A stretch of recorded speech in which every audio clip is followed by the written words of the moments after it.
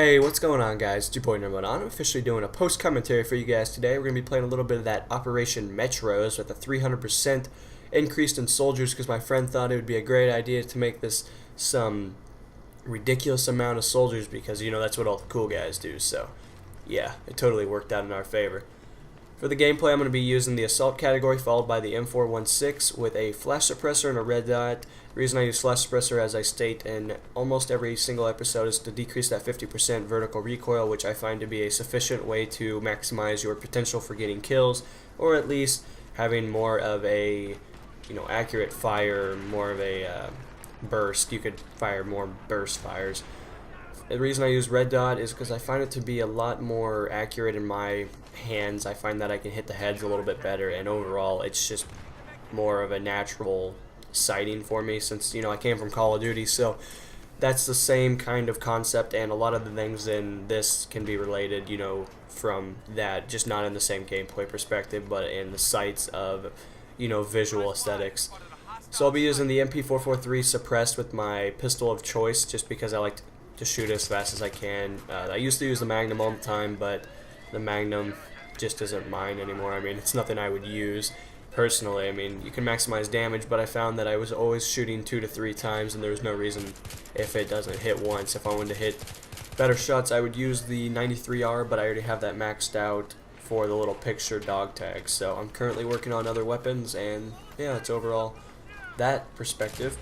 I'll be using the squad perk known as cover to decrease that 50% suppression effect that's incoming. That way I can maximize my performance, and in a sense, in a theoretical sense, I guess you could say, you're going to hit your target more than he's going to hit you. Depending on if he's using an assault rifle, he's going to have 7.0% suppression effect, so that drops me to, 3.5, which in terms would make me a more accurate player, and I would hit him more than he would hit me because he's getting suppressed, so that would probably maximize him to about 14.0 or something like that. So basically what I'm saying is use suppression because it's more accurate. You'll hit your target more. The two guys I'll be playing with in this gameplay, they're my A team. They're usually the guys that I play with all the time, and I enjoy playing with most of them. And unfortunately there's not a third one yet, so if someone would like to fill that void, be my guest, because having 2 guys is awesome, and having the 3 of us as a squad is awesome, but a 4th would be great to maximize 1, squad potential, and 2, communication. So the 2 guys that you guys will probably continue to see in almost every episode, or at least one of them, would be 87 and Apollo. You guys can see them in the squad menus. They're sitting there with their microphones, so it worked out in our favor. And overall, it became a win. I was actually really surprised by this gameplay. I wasn't expecting the gameplay to come out this well, especially for how long you guys can see the video is. Most Battlefield videos that are entertaining can maximize anywhere between 15 to 20 minutes. And those are usually interesting to, edit down just because of the sheer fact that there's so much content and so much running that you gotta kind of, figure out what to cut. But this one actually worked out really well. This was like a Call of Duty gameplay right here.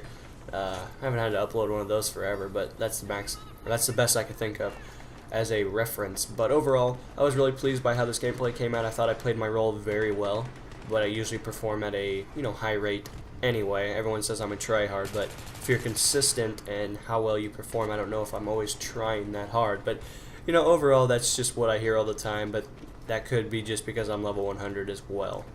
So, with all that said, guys, I need to jump into the main topic because I sat there and rambled for a minute for absolutely no reason, as usual. So we're going to be talking about Armored Kill. Armored Kill came out for PC and Xbox 360 today, and which is kind of weird since it's 9/11, 2012, but whatever, no one's counting. No one's keeping track of the date, But overall, I was very pleased and displeased by Armored Kill's release, and I will tell you guys why. Tank superiority is, I think, the thing that saved Armored Kill. I'm going to be completely honest with you guys. If they didn't add a new game type, I think this game type would, 1, need a patch right now, and 2, it'd be broken. It'd be broken until that patch. So, I'm here to give you guys the reasons why I say that, and it's probably nothing new to you guys. I'm sure you've seen your fair share of content of this nature, and well, I guess without further ado, let's jump right into it. The tank superiority, I think that's the reason it saved is because, 1, it's not so focused upon aircraft and jets and shit like that. Stuff that naturally tanks are usually screwed up against. You know, I mean, unless a pilot's flying 3 feet off the ground, which I see quite often, and I do it as well. But I also know how to break lines of sight and stuff like that. I don't just fly over crap going 5 miles an hour or 5 feet off the ground or something of that, you know, inevitable. But overall, you know, having the ability to have 6 versus 6 on tanks, and then you have ground units. Now, if you're PC, you're probably like, oh shit, this shit's about to get real, because I mean, you have a lot more players. It should be a lot more action. I don't know if you guys actually get more vehicles. I would think so, but obviously I'm not a PC guy, and unfortunately I don't get to have that opportunity like you guys do to, you know, actually engage in multiple combat zones. But overall, you know, I'm pleased with what I bought, so I guess that's all that matters in the long run. But the 4 maps that came with this expansion pack real quick are Alborz Mountain, Death Valley, Bandar Desert, and Armored Shield. And of those 4, my favorite one is easily Armored Shield, and I really thought that was weird. Armored Shield, I thought I was going to hate it when I saw it, but then I started playing it, and I think the thing that saved me the most from hating it is the ability to have the ATs, or 4x4s, I'm sorry, or the ATVs, or whatever you want to call them. But overall, I found that to be the most effective just because, one, those things are fast as fuck. Oh my god, they just haul balls. They're so much faster than they were in Bad Company 2. I mean, they go so fast. It's unbelievable. You can cross the map and no problem if you can hit maximum speeds, but then you lose mobility. But, you know, that's just kind of real life stuff for you, and I'm sure most of you could probably figure that out just by thinking about maximum speed potential.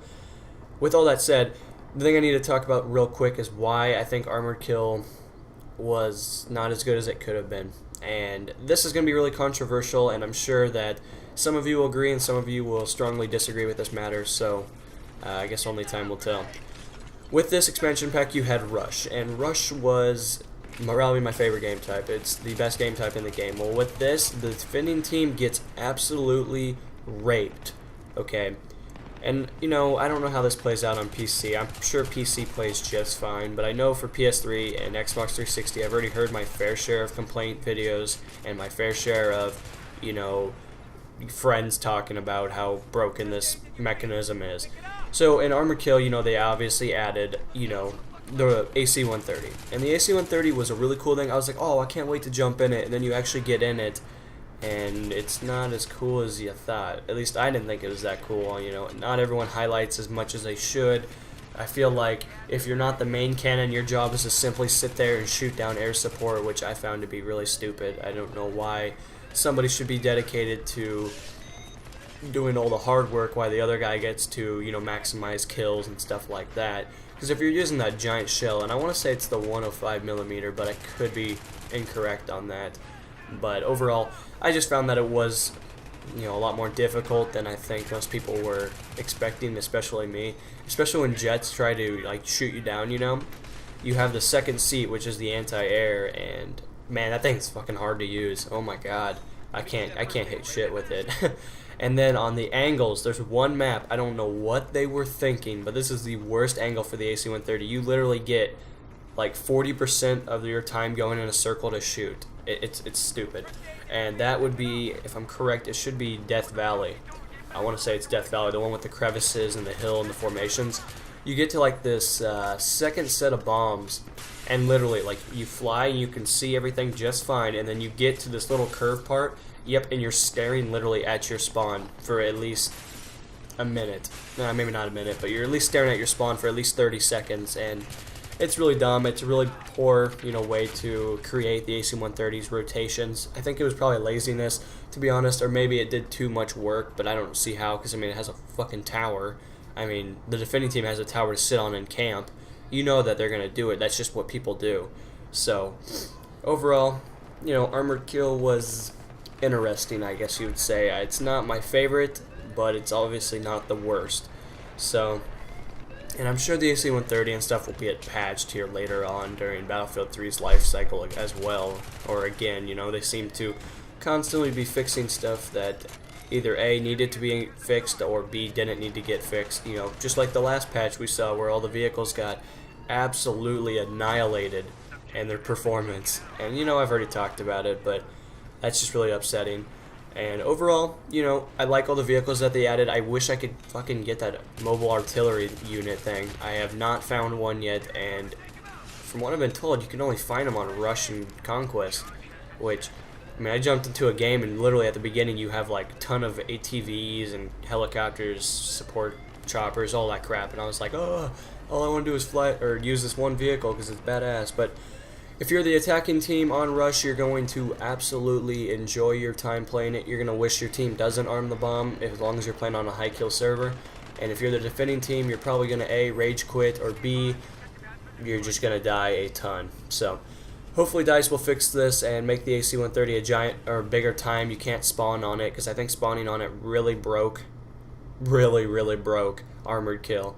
And that's overall my opinion. You know, that's not exactly a fact, but that's just how I perceive it, and I'm hoping that they'll fix it here soon. But knowing DICE, they're probably gonna wait until they maximize profits on Armored Kill, and then they'll fix it here in 2 to 3 months probably. So hopefully that'll get fixed here soon.